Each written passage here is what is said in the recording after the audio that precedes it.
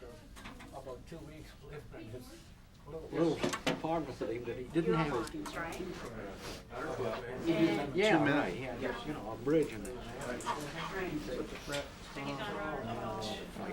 She walked into a bar and Great.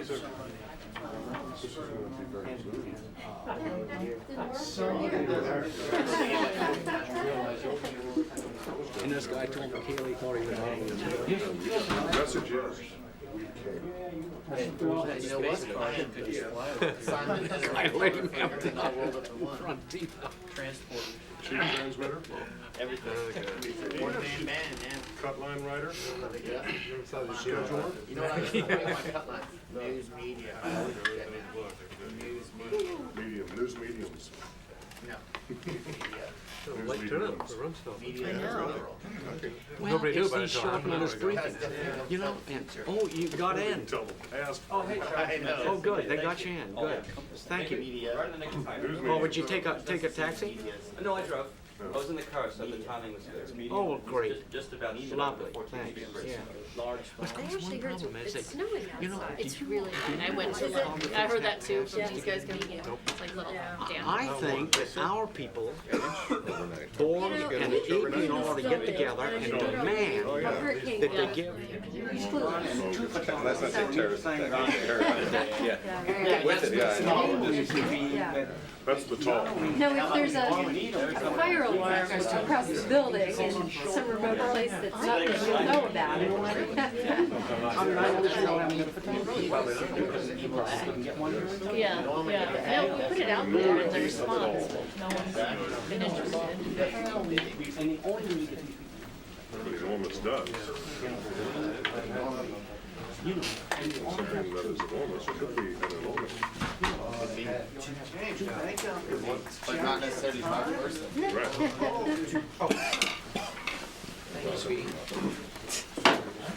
Turn off all cell phones, pagers, bureau phones, camera speakers. Jason's volume level. From intestinal Turn Jason down. Jamie. Thanks for sharing. Yeah, exactly. Too much information.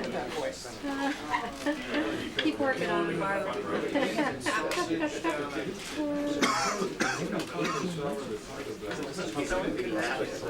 Yes. Plug in and enjoy. Just one camera.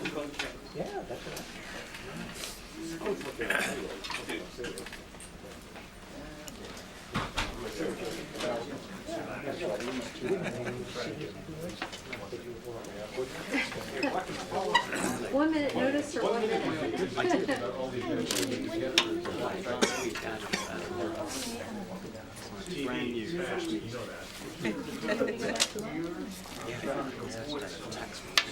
You're like, With NBC and MSNBC that yeah, so I'll send you some. How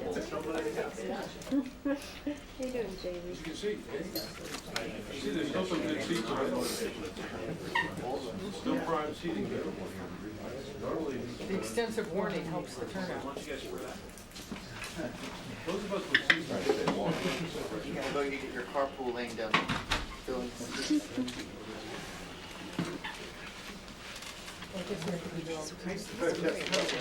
I mean, I know there's no notice.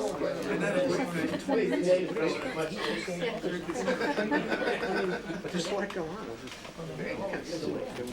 Yeah. You're expecting a ride to bring 2 notebooks. I expected some Korean reporter to grab my seat.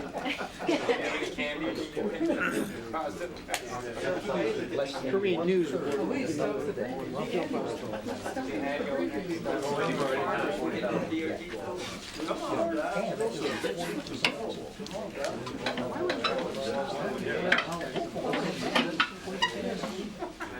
Why bring it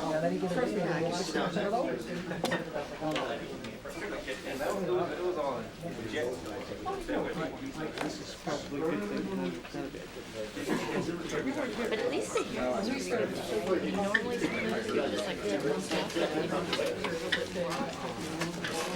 was looking at what this is a hell of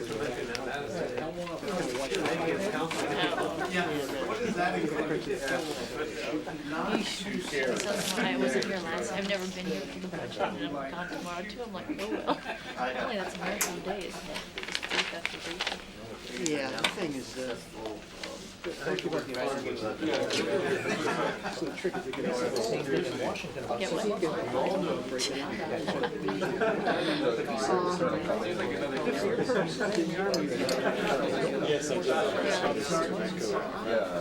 But the Army actually for budget programs, I mean, they're good. So I mean, I think it would be more the other programs that get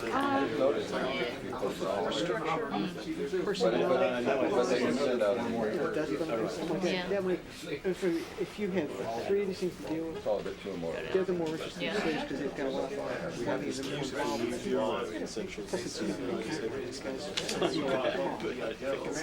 for the Air Force, you know, there's two airborne programs, some satellites. They're not in the orbit right now. And the Navy, ship, which is not or a who's a carrier, yeah. No. Can't get the next the Army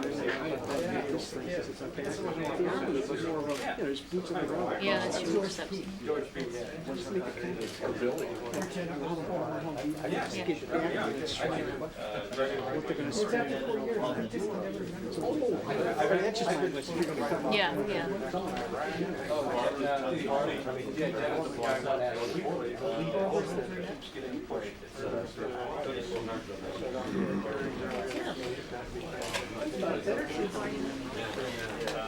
Good.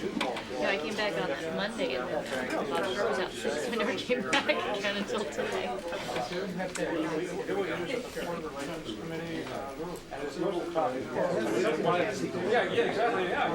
Yeah,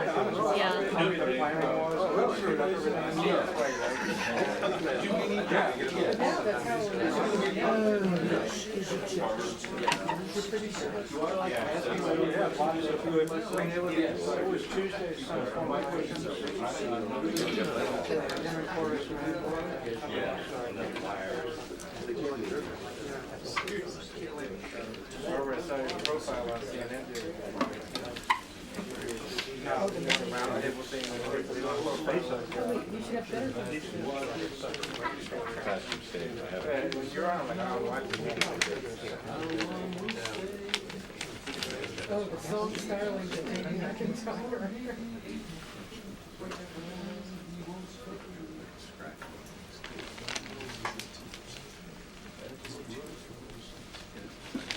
Anyone who says they know, doesn't know. It is a no.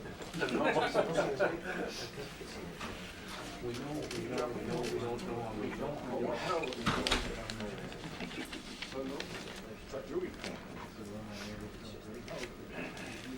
Would we like to know? Sure. Oh, yeah. Right. I'm not. But you're not doing it.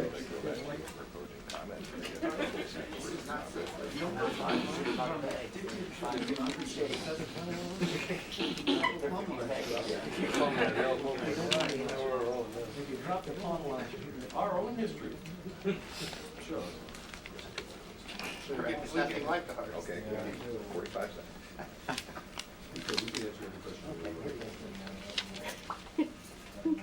Maybe we should start. We should try. One suggestion is, What I saw. give them a multiple choice. Mr. Secretary, I have a question for you, multiple choice. How will U.S. troops stay? A, it's unknowable. B, you're thinking more on that. But then he said, oh, boy. That's what Biden said. Yeah, he doesn't know what the hell he's talking about. For God's sake, I'm talking about. You have to show up just for the interview. He was asked him on the radio issue.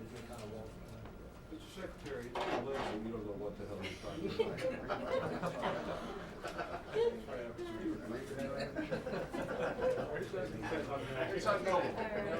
careful, man. They're getting us on.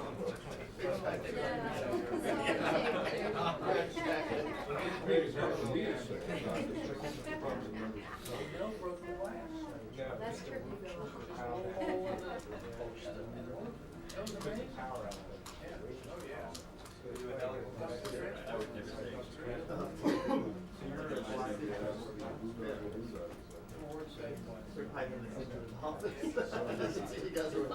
She's rolling around like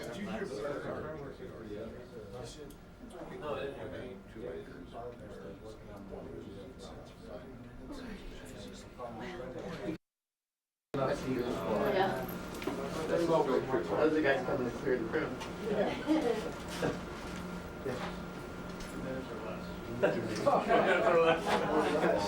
Oh, now they're gonna be off. Here we go.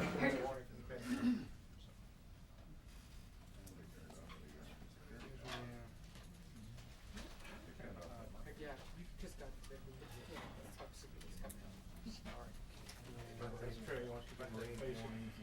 Now that it's clear there's not a massacre this way.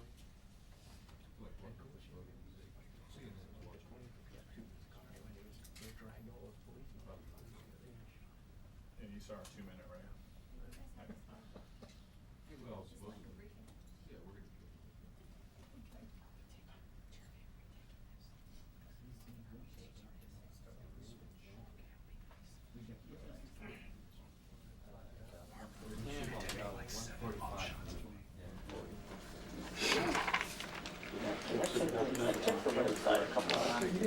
we're gonna. Same board, same thing.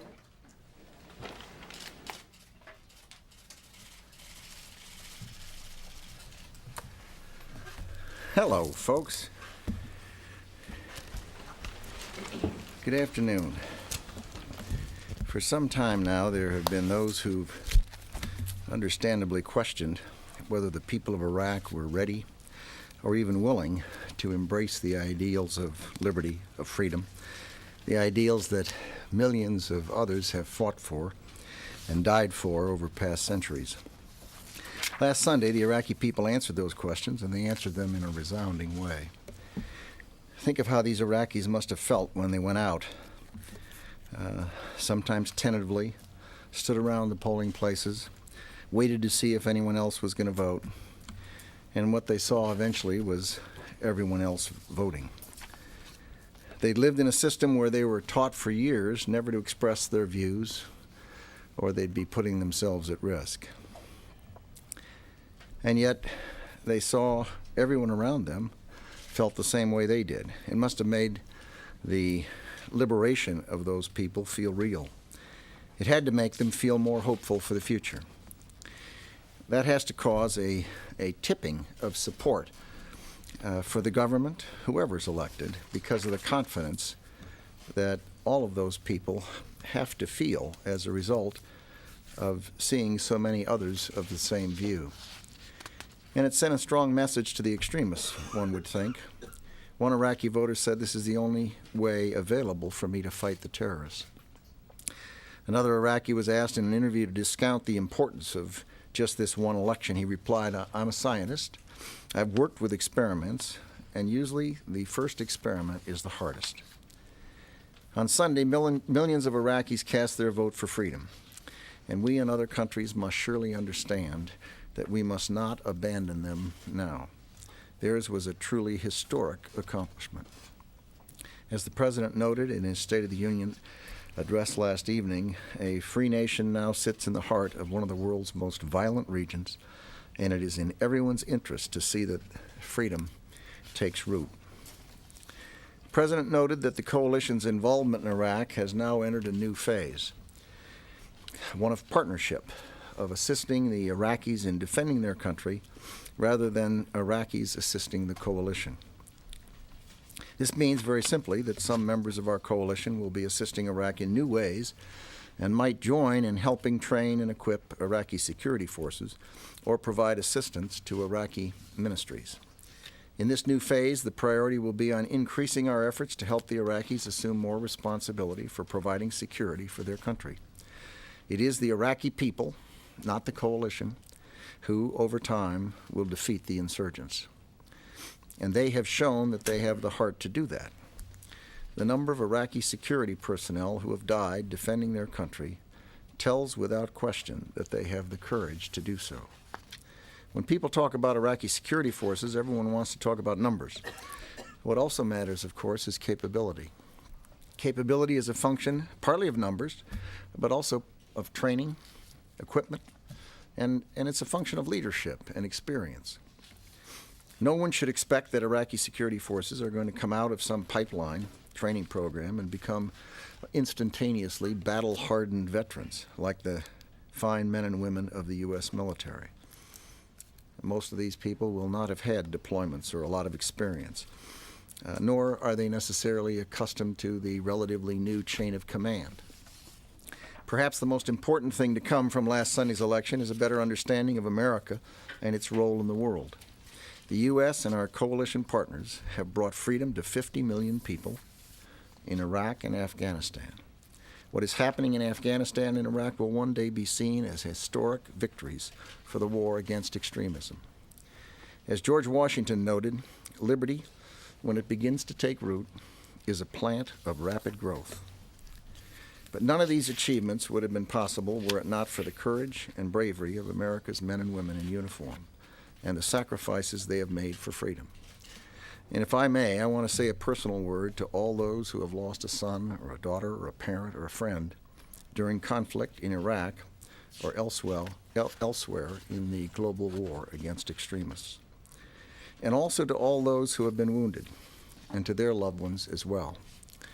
The sacrifices that you and your loved ones have made have historic meaning.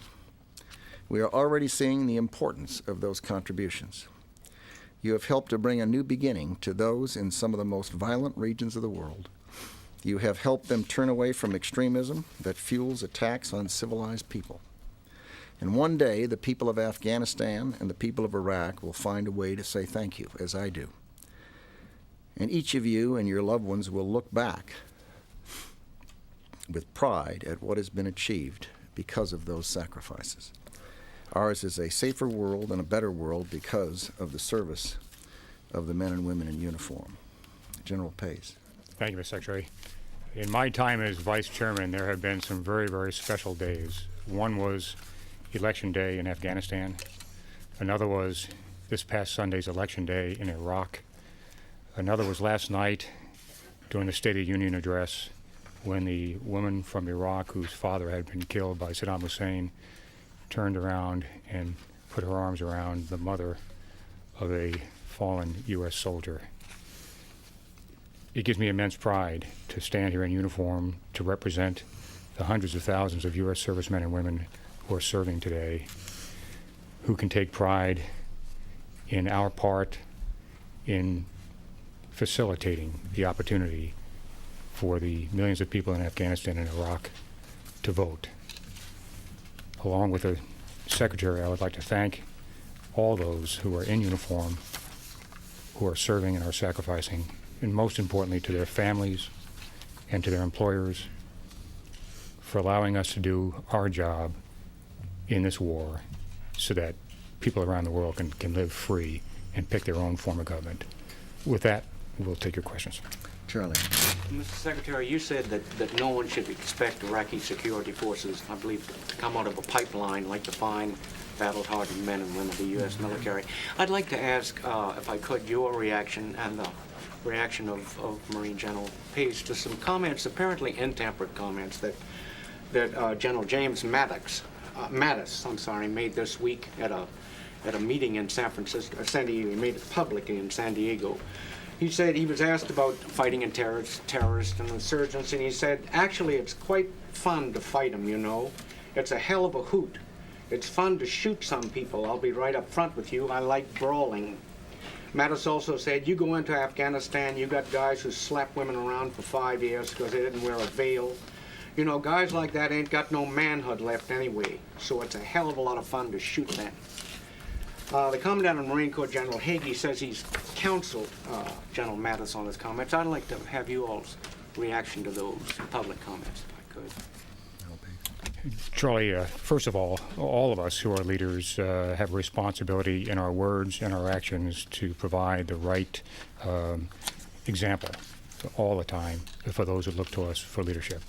I was not present when General Mattis made those specific comments, so I would let him address what he said for himself. But I will tell you that the last 3 times that general has been in combat, when he was leading Marines in Afghanistan, and the 2 times that he led his division in Iraq, his actions and those of his troops clearly show that he understands the value of proper leadership and the value of human life. And in fact, if you go back and reread, as I did this morning, the letter that he published to all of his troops in March of 2003, before 1st Marine Division attacked into Iraq, you will see in one piece of paper, in several very short paragraphs, a leader who is directing his troops to fight the enemy with overwhelming power and to show great compassion to those who are non-combatants. So clearly in his writing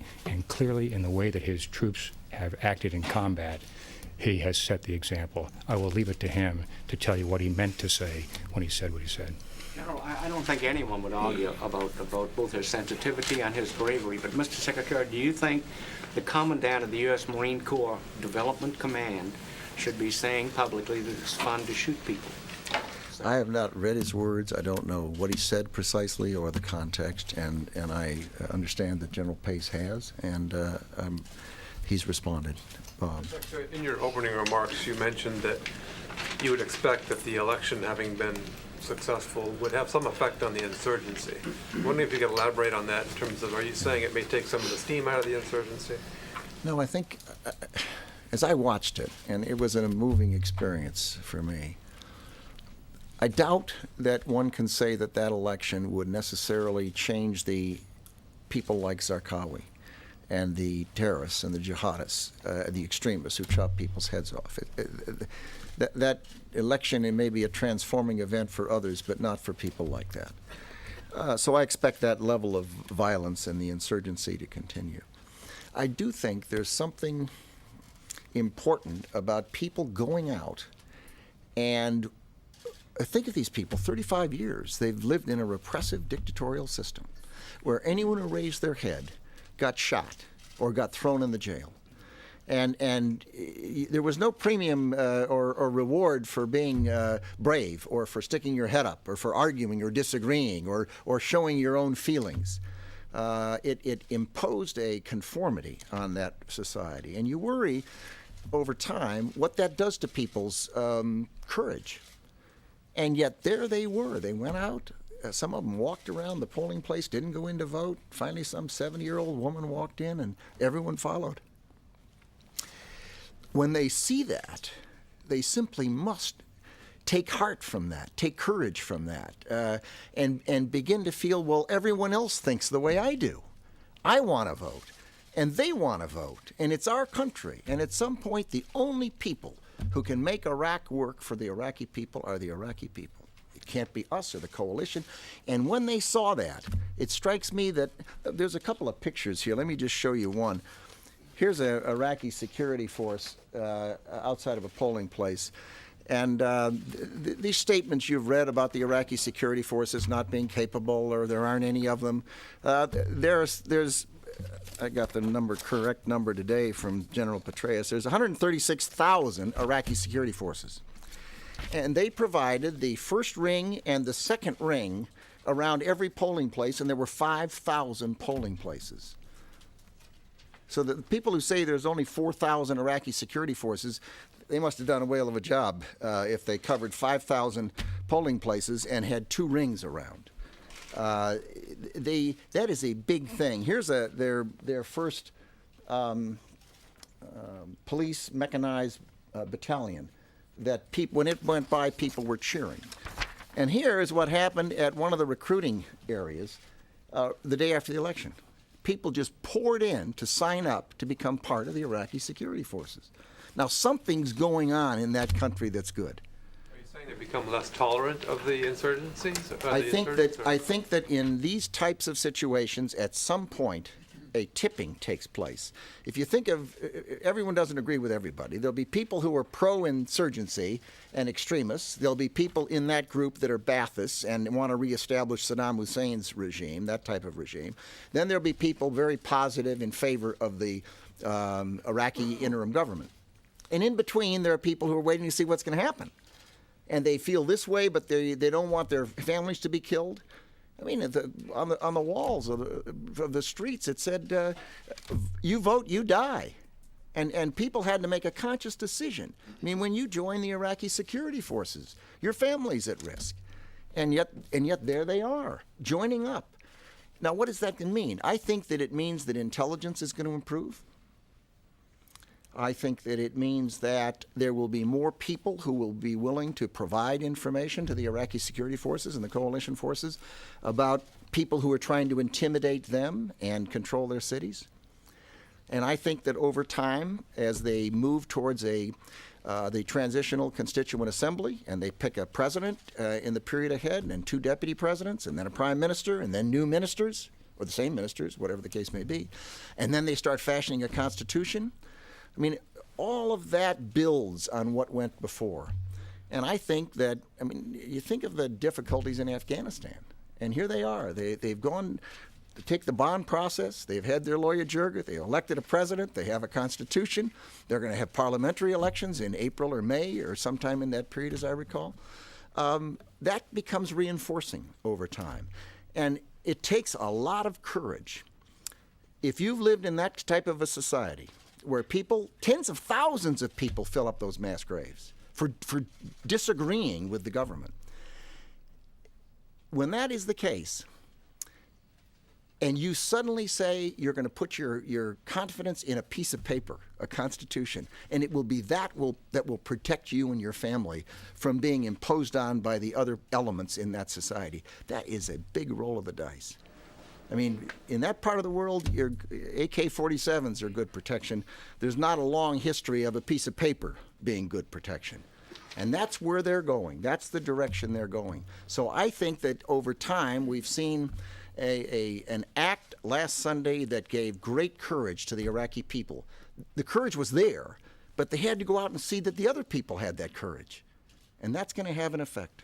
Mr. Secretary, the reality, though, is that even though the first and second rings were guarded by brave Iraqi security forces, they were backed up, stiffened by 150,000 U.S. troops armed to the teeth and ready to provide quick reaction capability.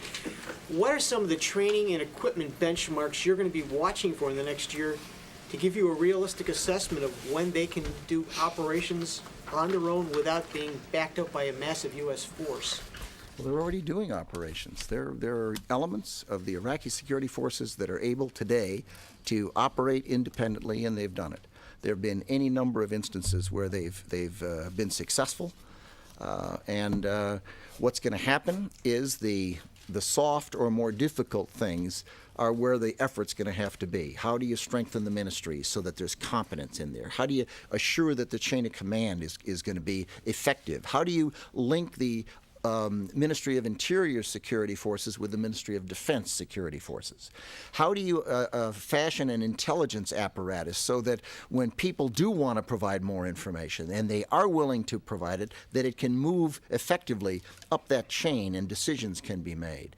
These are qualitative things as opposed to quantity.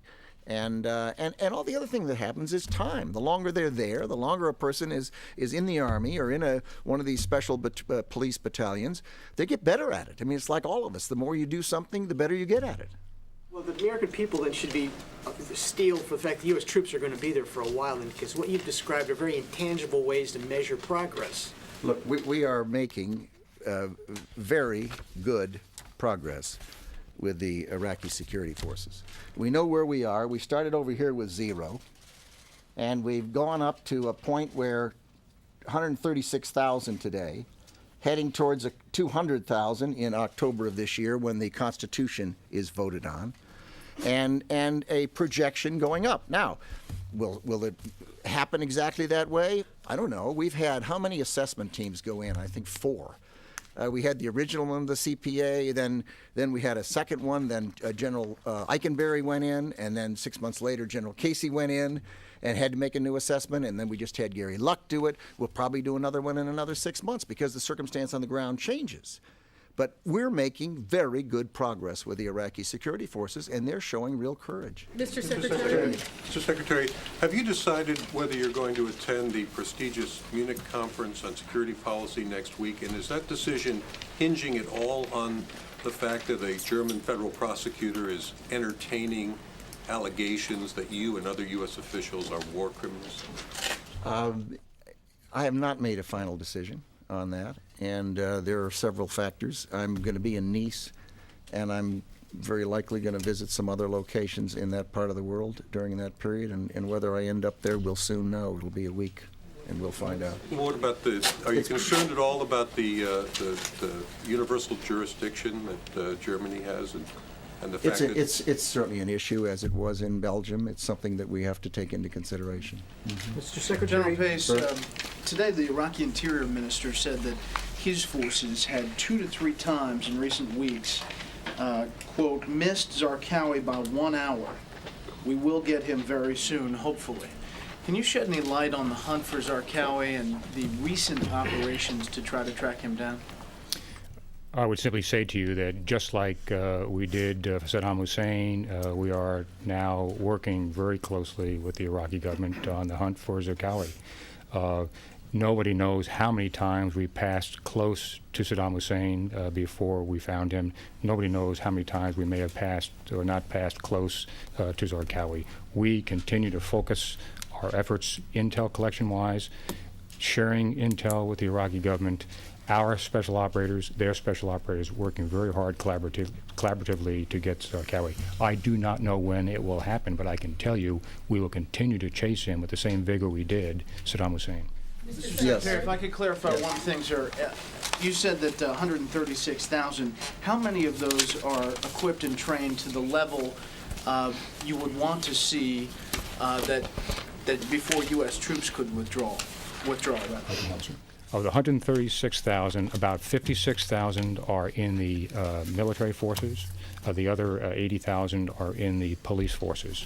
Each of those is in units that have been properly equipped with personal uniforms, pistols, rifles, helmets, flak jackets, communications equipment, vehicles, and the like. So the equipping part is complete for those 136,000. The training part, which gets to the question about how successful are they being, is a iterative process.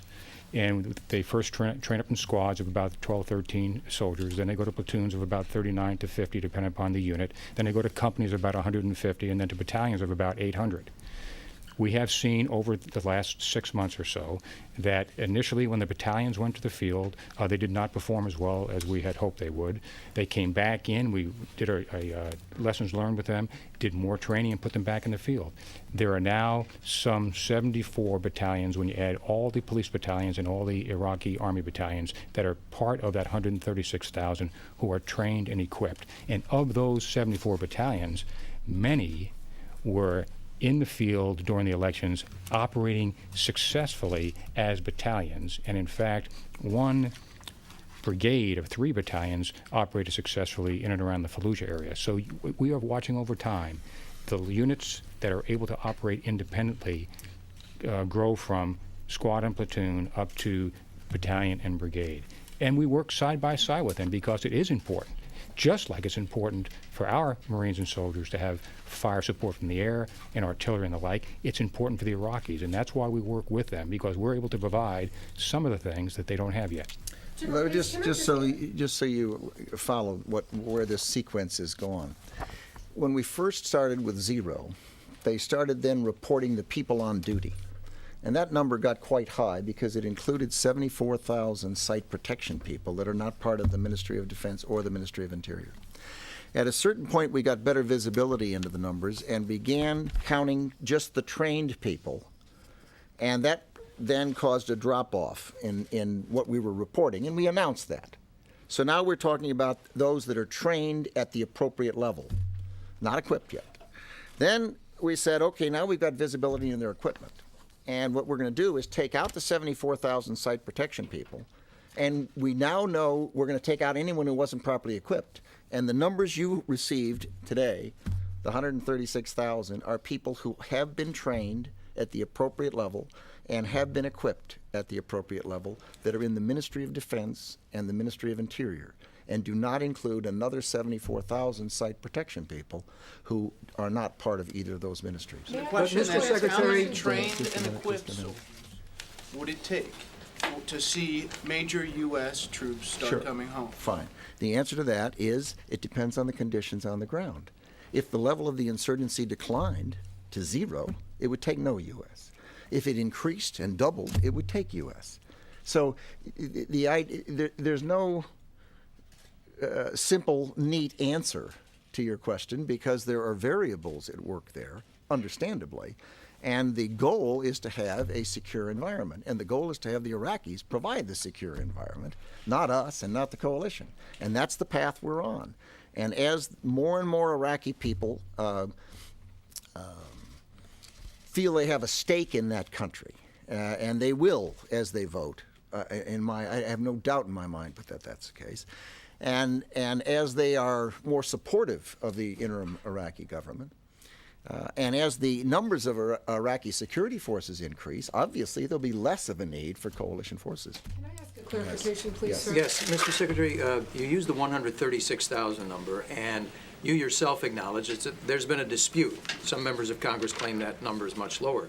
But today... Facts are facts. Right, but... I mean, anyone can say anything they want, but facts are facts. And this is what I spent an hour this morning with Petraeus going over every one of these numbers, and General Casey.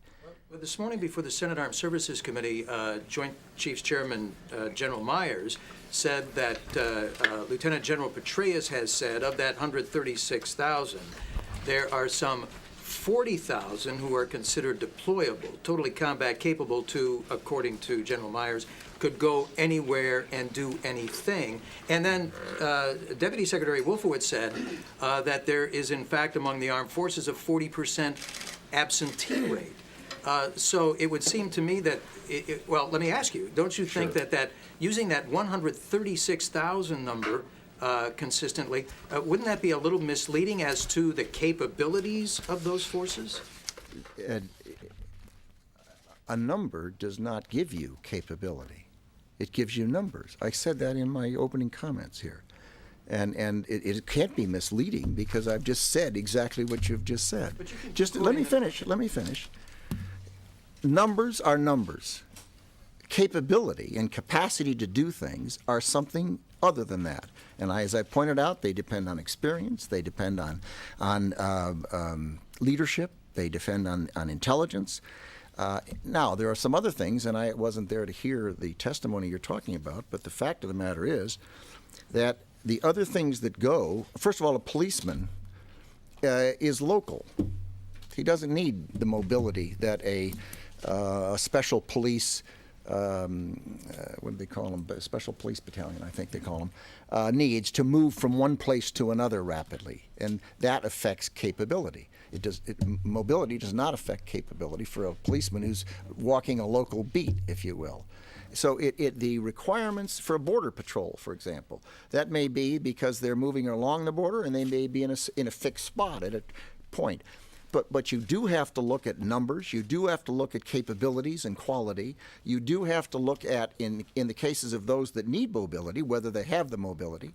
In those that do not live at home, they require sustainability. And of course, that's in our case, we would talk about combat support, combat service support, and the kinds of things that permit sustainment. So it is flat wrong to say that anyone is misleading anyone, because they are not.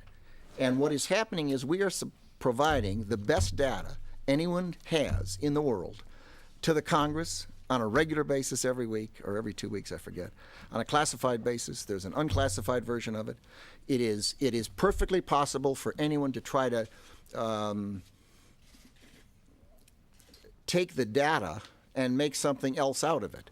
But you don't expect a policeman to be operating in a helicopter, for example, whereas you may expect a special commando squad that's task is counterterrorism to have that kind of mobility. And it varies throughout this. We're talking about 6 or 8 or 10 different types of security forces. I've got the Bulgarian Minister of Defense arriving in, I think, 5 minutes. And I'm going to have to excuse myself. But Can you comment on the decision to choose a Lockheed Martin Italian Anglo helicopter for I VXX? can't. It was a Department of the Navy decision, and Secretary With the Italian defense minister about this when he was visiting? never came up. Thank you.